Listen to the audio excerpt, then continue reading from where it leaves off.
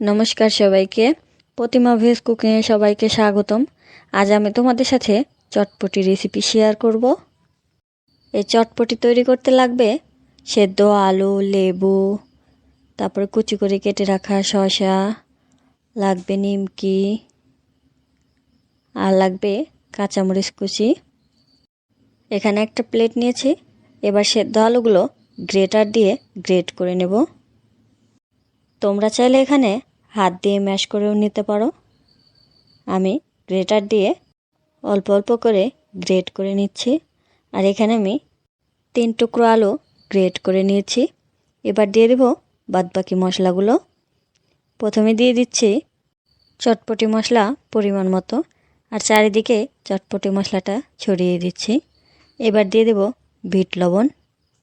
Bit লবণও চতুর্দিকেই ছড়িয়ে দিয়ে দেব। এবার দিয়ে দেব টেস্টি সল্ট পরিমাণ মতো, আর দিয়ে দেব লবণ অল্প করে একটু। তোমরা চাইলে এখানে শুকনো মরিচও ব্যবহার করতে পারো। এবার দিয়ে দেব 2 টুকরো লেবুর রস। লেবুটা ভালো করে চিপে রসটা চারিদিকে দিয়ে দিচ্ছি। তোমরা চাইলে এখানে তেঁতুলের টকও ব্যবহার করতে পারো। এবার দিয়ে দেব অল্প করে একটু জল। জল দেওয়ার পর চামচ দিয়ে ভালো করে মিশিয়ে নেব। এখানে ধনেপাতা কুচিও দেওয়া যায়, আমার কাছে ছিল না তাই দিতে পারিনি। এবার দিয়ে দেব শসা কুচি। শসা কুচি চারিদিকেই সমানভাবে দিয়ে দেব। শসা কুচি দেয়া হয়ে গেছে।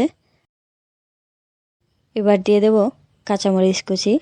ঝালটা তোমরা তোমাদের পছন্দ অনুযায়ী দেবে। এই রেসিপিটা কিন্তু খুবই সহজ। দোকানের নিমকি দিয়েই কিন্তু এই চটপটি রেসিপিটা বানিয়ে নেওয়া যায়। এবার দিয়ে দেব নিমকি। অল্প করে হাতে নিমকি নিয়ে ভালো করে গুঁড়া করে নিচ্ছে। এবার চতুর্দিকে নিমকিগুলো ছড়িয়ে দিয়ে দেব। এই রেসিপিটা কিন্তু খুবই সহজ। আশা করি তোমরা একবার বানিয়ে খেয়ে দেখবে। চটপটি হয়ে গেছে। এবার অল্প করে একটু খেয়ে দেখাবো কেমন হয়েছে। এক পাশ থেকে চামচ দিয়ে একটু মিশিয়ে নেব। মিশিয়ে নেবার পর এবার খেয়ে দেখব কেমন হয়েছে।